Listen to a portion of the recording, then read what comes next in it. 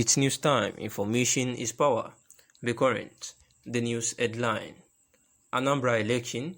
Ipob members disgrace Peter Obi. Abaribe in Onisha. It was learned that the PDP campaign train was at Ogu Market in Onisha South to solicit support and vote for its candidate in the November 6 Anambra governorship election. Ipob members will say that some of the members of the indigenous people of Biafra, Ipob, have chased a former governor of Anambra State known as Peter Obi and Senate Minority Leader Senator Yinaya Abaribe out of a campaign group in Onisha, Anambra State. It was gathered that the two chieftains of the PDP and other ranking members of the party were reportedly harassed during a campaign in the area on Wednesday. A Facebook user who witnessed the incident noted that the PDP campaign train was at Ogu Market in Onisha South to solicit support and vote for its candidate in the November 6 Anambra governorship election, Valentine Ozigbo, when the incident happened. As Obi and Abaribe began to campaign for votes, Ipob members started singing the praises of their leader, Nnamdi Kanu, who is being detained and tried by the federal government for alleged terrorism.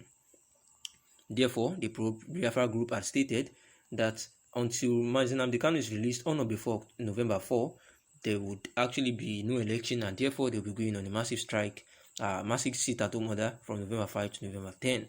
Biafrans, a movement of the family of the indigenous people of Biafra, Ipob, wish to inform Biafrans, friends of Biafra and lovers of freedom, that indigenous people of Biafra, Ipob, will lock down all Biafra land from November 5th to November 10th except Sunday, November 7th, a day our people worship the Almighty God, Chukwu Okike Abiyama. If the Nigerian government fails to release our leader unconditionally before 4th of November 2021, our leader, Onyedu Nnamdi Kanu, must be released unconditionally, or they face the week-long sit-at-home order. That is, he should be released before November 4th, 2021, because he has not committed any offense known to any by law. Emma Powerful, in the statement, accused the federal government of not being sincere on a mission to humiliate the Ipob leader. Although we quite understand the pains and adverse effects of this opinion on our people, however, we are compelled to achieve a better purpose in the collective interest of all Biafrans. We have taken time to analyze what transpired on October 21st, 2021, which was the day that Nnamdi Kanu was tried before it was adjourned to November 10, 2021. Therefore, when our leader was arraigned in court and discovered the federal government is not sincere and only wants to humiliate him and continue to keep him perpetually in DSS custody so that he can rot there. The statement continued. We saw how lawyers, journalists, families and supporters of Nnamdi Kanu were denied access into the court premises by security agents who kept them outside under the scorching heat of the sun. What a humiliation and wickedness. We cannot accept that anymore.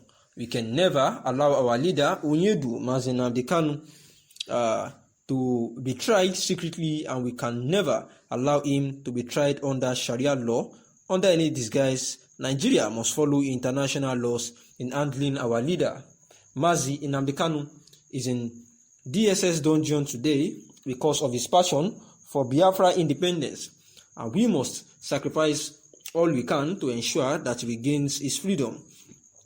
He has sacrificed so much for us, so we must all be prepared to sacrifice little for him. Unless the federal government releases him unconditionally on or before November 4th, we shall sacrifice 1 week for him as a warning protest to convey to our oppressors that Nnamdi Kanu represents over 70 million Biafrans. He is innocent of all the charges preferred against him. As long as he is in detention, our individual businesses do not matter so much because he is suffering for us all and we cannot abandon him. We seriously regret the inconveniences this may cause, yet it is necessary and needed to make until our full independence is achieved. Nobody resident in Biafra land is expected to flout this directive, as doing so amounts to challenging the will of the people on the Biafra project.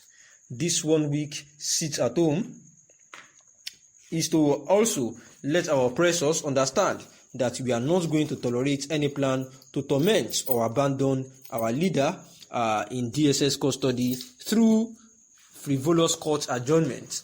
Any plans to subject him to trauma in detention through long adjournment while real terrorists and mass murderers are having fun across the country cannot fly. Nnamdi Kanu must be freed because he committed no crime. Asking for a referendum so that Biafrans will decide whether or not they want to continue as part of Nigeria is no crime. He should not suffer for seeking justice for his people.